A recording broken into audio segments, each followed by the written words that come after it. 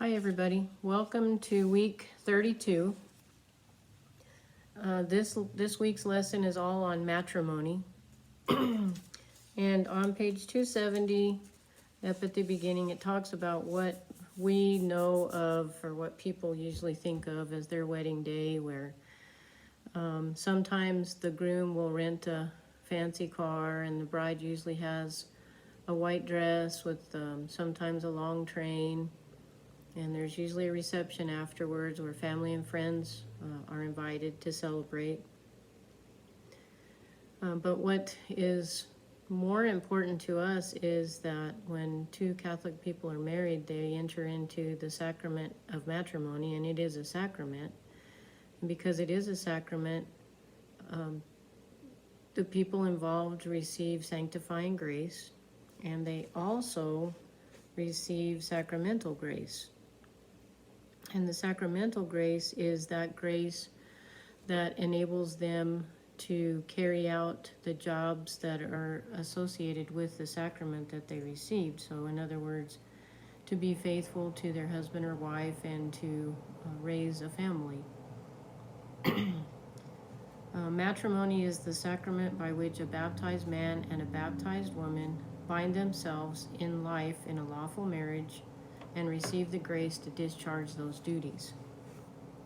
The chief duty of the husband and wife in the married state is to be faithful to each other. The second duty is to provide for the bodily and spiritual welfare of the children God may give them. The bond of the sacrament of matrimony lasts until death of the husband or the wife.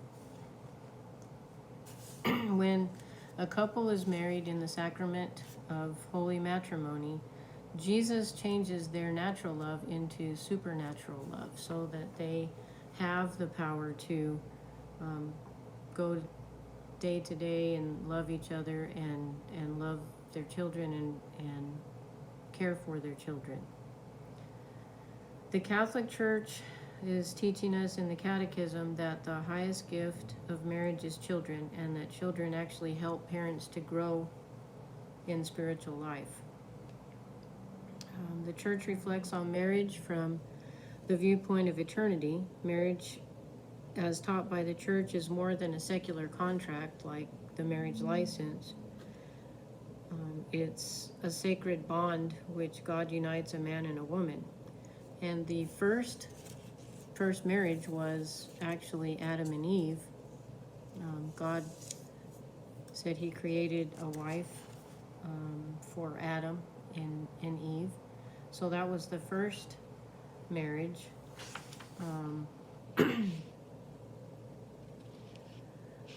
Sometimes the sacrament of holy matrimony is compared to Jesus' bond with the church. This is over on page 272. It's about in the middle of the page. Human society exists because of the sacrament of matrimony. Marriage is the very foundation of the family. The Catholic Church alone, the one true church established by Jesus Christ, has the authority to make regulations about and to administer the sacrament of marriage.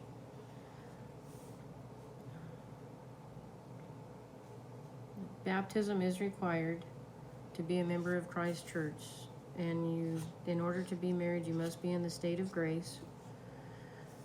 The church teaches that every true marriage must have two properties, unity and dissolubility. That means that the marriage cannot be ended by any human authority. That marriage never can be dissolved by any human.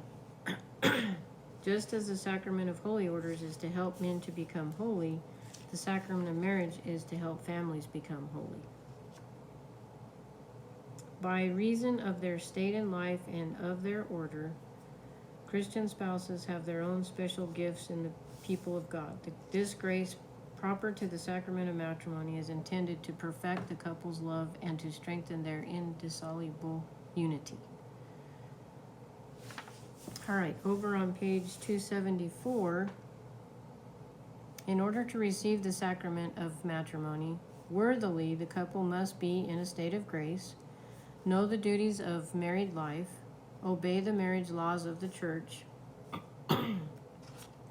And that's the commandments of the church say that a Catholic must be married in the presence of an authorized priest and 2 witnesses. The church requires that Catholic couples get married before a priest or a deacon and 2 witnesses. The church encourages couples to be married in a nuptial wedding mass in order to obtain all the sacramental graces possible.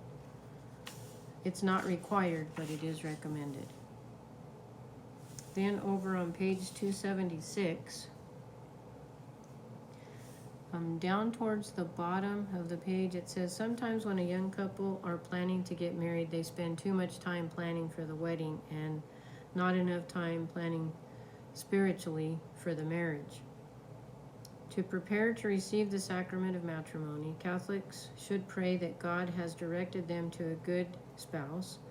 Secondly, should seek the advice of their parents and of their confessor. Thirdly, Catholics should practice the virtues, especially the virtue of chastity.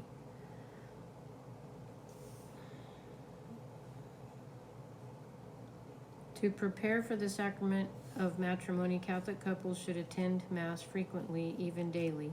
They should receive the Holy Eucharist frequently and should go to confession at least once a month. Receiving the sacraments frequently helps young people to discern and make good judgments in selecting a spouse. On the top of page 276, the doctors of the church believe that it was at the wedding feast of Cana when Jesus Christ raised marriage to the dignity of being a sacrament. At the wedding feast of Cana, he certainly blessed and honored marriage by his very presence. It was planned by Jesus that he work his first public miracle at the wedding of feast of Cana. This miracle was of special significance because he changed water into wine, a prefiguring of the miracle of the Last Supper, the institution of the sacrament of the Holy Eucharist. What greater honor and blessing could he have given to the new bride and groom at Cana than a gift of miraculous and most excellent, in fact perfect wine with which to celebrate their marriage? On page 277, Catholics can best obtain God's blessing for their marriage by being married at a wedding mass or nuptial mass, and by receiving Holy Communion devoutly. In order to reach the perfection, the faithful should use the strength dealt out to them by Christ's gift, so that doing the will of the Father in everything, they may wholeheartedly devote themselves to the glory of God and to the service of their neighbor. Everyone is invited by our perfectly loving Creator to live a life of chastity and holiness, so we can use that vocation that one chooses in order to fulfill God's will. What is holiness? Holiness means being in the state of grace and doing God's will. Whatever vocation I choose, it should be decided upon with the foremost intent to save my soul. Life in the Holy Spirit fulfills the vocation of man. This life is made up of divine charity and human solidarity. It is graciously offered as salvation. And that's from the Catechism. All right, that's it for this week. These all 4 were very short lessons and very repetitive. So I think that you'll find that the questions at the end of each section will be pretty simple to answer this week. All right, have a great week, and I'll see you next week.